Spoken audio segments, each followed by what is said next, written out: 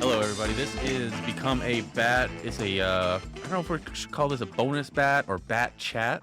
I think we're calling it bonus bat, but Yeah. there's 4 people here, so you can call it bat chat. I think bat chat will be more appropriate for this one. It's a Bat Fam episode. It's a bat family episode. I like that. Yeah, we're here recording in the Bat Cave. I am Tom, And I'm Mike. and today we're joined by a couple friends, guests of the yes. pod, friends of the pod.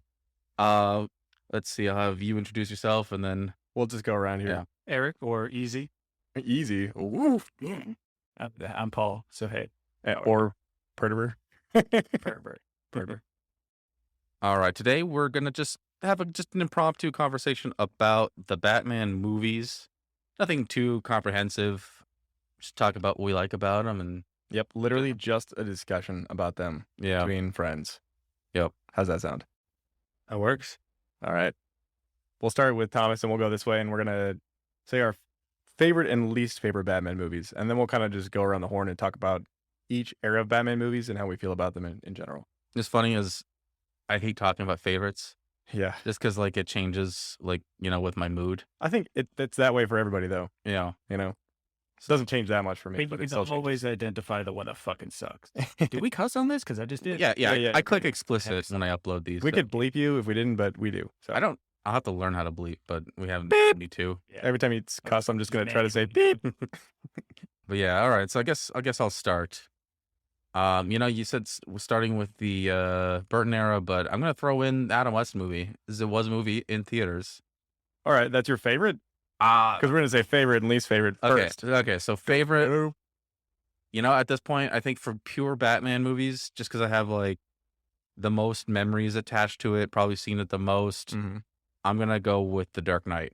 Damn. Yeah. All right. I mean, why am I saying damn? That's like I mean, everyone's favorite yeah. Batman movie. Well, Hot take, Tom. I know. We'll have to talk about Controversial. our Hot Dark take. Knight story when we get there. Yeah. Least favorite?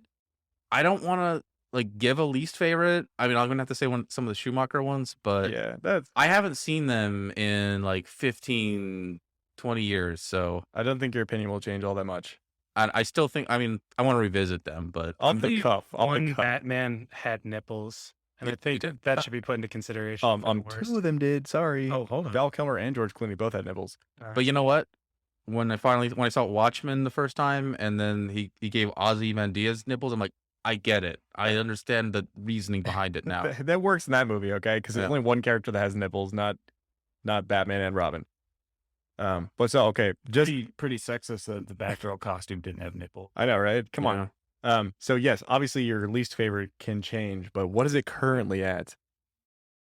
I'll just purely because I haven't seen it in a long time, and like I say, I like it the least. I'll go Yeah. with Batman or Robin. Okay. Good call. Yeah, there's not really much to expand on why that's going to be up there with the least favorites. I mean, I recently talked about how I'm not necessarily the biggest fan of camp in Batman because I do kind of like a little bit grittier. Yeah. But also I don't really want to get into like this is my favorite Batman. So I'm going to say that my favorite Batman scene Mm-hmm. is got to be the warehouse scene in Batman versus Superman, because that to me was the truest translation we've ever had between like the combat style of the entire Arkham series Yeah. on film.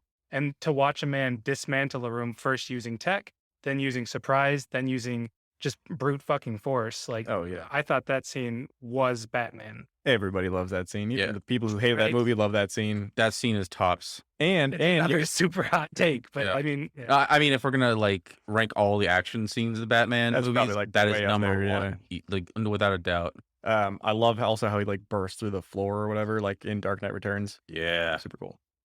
I think I like the part that comes to my mind the most is when he uses the grapple hook on that crate And he just chucks it at the guy. chucks it across the room at Yeah. that guy. He killed that dude. Oh, he's dead. Yeah. He's super dead. All right, what's your favorite or least favorite Batman scene then? If you're not going to say your favorite and least favorite movie. Okay, I feel like I'm going to catch flack for this, but the super campy, dramatic flare out of the cape and the wings every single time in the older ones. Which one? Which one specifically? It's Keaton Batman, man. Dude, no. Okay, I can allow a lot of the camp to slide Yeah. by, but when they like slowly like put him down into the scene with his arms completely flared You mean out. like when you can tell he's holding batons on the ends of his hands? Yes, it just Why is that a problem? It's bigger than his arms. You need I know. distance. Those batons. I don't know. It goes beyond campiness to me and just kind of felt like limitation of the suit, limitation of the time. So like at the time it was great, but I don't know that it aged super well. But what about Holy Rusted Metal Batman? You know, like there's so many more worse scenes out there. I'll let you have that, but it's gonna be discussed. I said I was going to catch flack for it Yeah. because I That's all like right. Keaton Batman, and I think that's kind of my exception to the rule of what level of campiness is allowed. I mean, I still do quote Batman and Robin a lot, but it's Schwarzenegger lines. So Yeah. He kind of gets a pass on that, even though he's a terrible Arnold terrible Arnold Schwarzenegger. No, he's a terrible Mr. He's Freeze. the best one there is. He's the only one there is. No, sorry, he's not the only one. He's the second best because the one in the Adam West TV show is phenomenal. He's the one having the most fun in that movie. Yeah, for sure. Are we talking about Mr. Freeze? Because I was talking about Arnold Schwarzenegger. Oh yeah, well, Arnold Schwarzenegger is awesome. Arnold Okay, Schwarzenegger is the best Arnold Schwarzenegger. Easily. all right.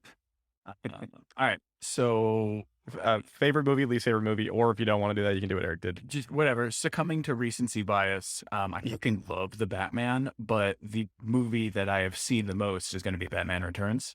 So I also very much love that. Yeah. And as far as least favorite, Dark Knight Rises. Like, oh fuck that ending. Yeah. Yeah. Do you have anything else to say? Because that was quick and succinct, and I feel like mine will be the same way. Yeah, I mean, and we're going to talk about it all forever anyway. So Yeah, I exactly. don't need the time now. All right. Yeah, okay. So I'm kind of in the same position as you. My favorite Batman movie ever currently is The Batman because I just fucking love it. Everything about it. I could go on and on talking about it for ages and hours and days and weeks and months and years. But I also have a very soft spot for 89 and Returns because I've watched those a million times. I watch 89 every year, multiple times a year, and I watch Batman Returns every single Christmas and every Halloween, no matter what. And my least favorite, definitely Dark Knight Rises. I know Batman and Robin sucks and Batman Forever is questionable, but Dark Knight Rises is just like, there's like absolutely nothing in there that I enjoy. Wait, what I can easily give you is that despite how good or bad they are, I could probably sit down and watch Batman and Robin right now just for like something Just for entertaining shits and to watch. gigs. Like it could be on in the background and I would enjoy myself. Yeah. Dark Knight Rises is a slog, and it is Maybe 2 it's hard to hours make it and, through. like, 40 minutes or something. It's Yeah. I mean, you're not watching that just for something to pass the time. I like Rises a lot. It might not stick the landing, but How do I turn off Thomas's mic?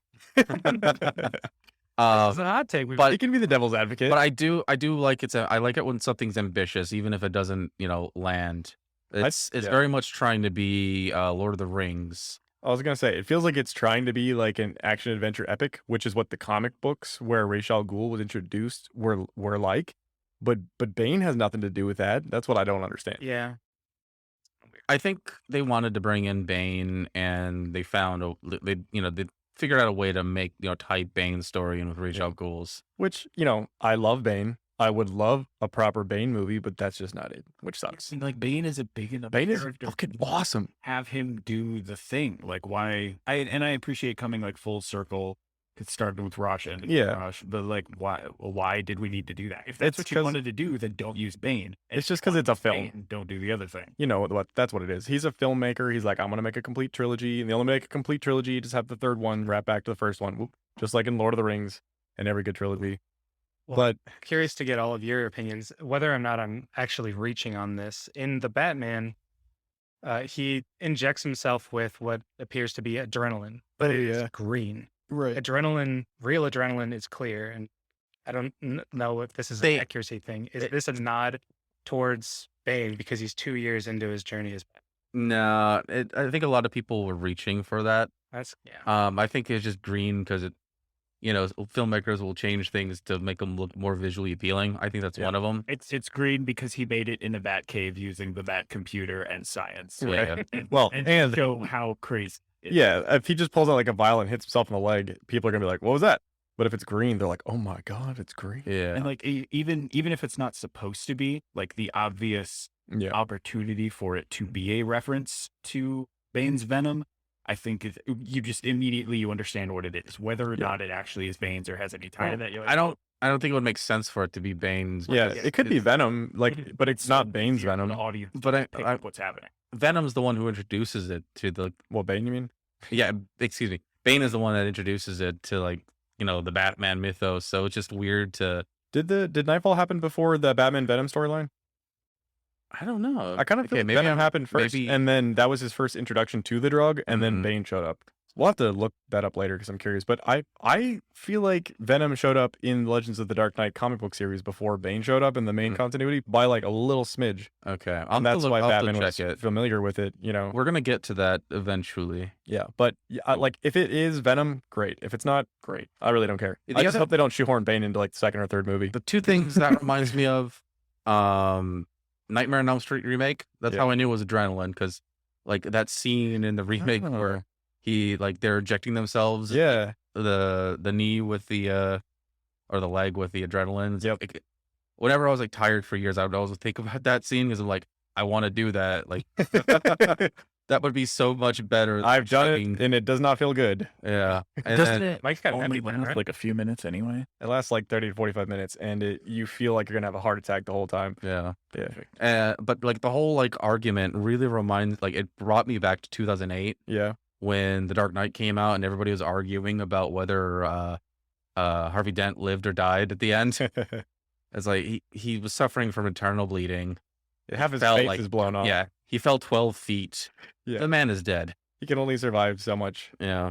He can't be Harvey Two-Face, half broken body. Just Two-Face is enough.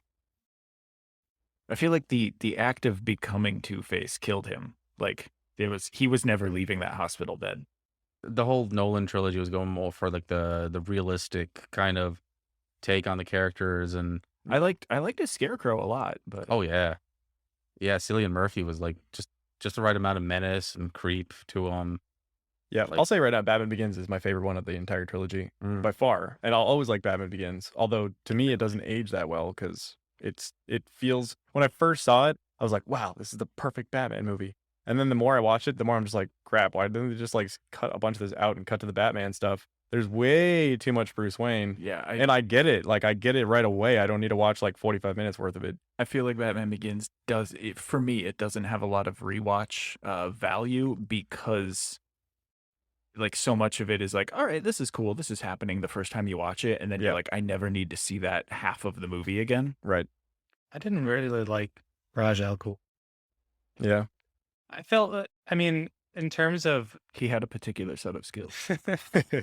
well, I don't even mean the actor. I just mean how the movie handled them. If you're trying to pick Batman's like His origin nemesis. story, his very first nemesis, the first person that he's going to make his mark on by fighting this person, you pick Raj Al Ghul, but you make him just kind of a normal guy Yeah. who was pretty easily defeated along. I don't know. It just It's because they were taking all the supernatural element out of it. They didn't want to have the Lazarus pit. They didn't want him to have like temporary insanity. But They didn't want to get into all that they did stuff. bring the Lazarus Pit in with Rise. It was just more of a Yeah. symbolic one than the I know. actual like. But see, that still bugs me because I love the Lazarus pit. I love the temporary insanity, and they've used it in Batman comics repeatedly Yeah. because people love it so much. yeah. Such a weird choice to like use Roz and try to avoid the supernatural stuff. Like, why use Yeah. the character at all? I Well, agree. ultimately, Rod's boils down to being an eco-terrorist, and you got to remember they were planning, Batman's comeback since, the big, bomb that was Batman and Robin, which nearly killed like the superhero movie Yeah. genre for a while. So they needed something grounded to like basically promise the audience, hey, we're not doing that again. Like, so like the 2005 audience wasn't ready for, immortal man coming out of this, pit of soup. Right. And I can appreciate that. But like at that point, why use that character? Use anybody Yeah, else. that's how I feel too. Like, I get kind of why they used him for like an overarching story if it was going to be 3 movies like that. But then at the same time, like, there's no way in hell they knew that they were going to get 3 movies out of this. They probably thought they were just going to get 1, and that would be it. Yeah. I don't know, I still appreciate it for what it is. And that's fine. I appreciate a lot of things for what they are, whether they're good or bad. No. It's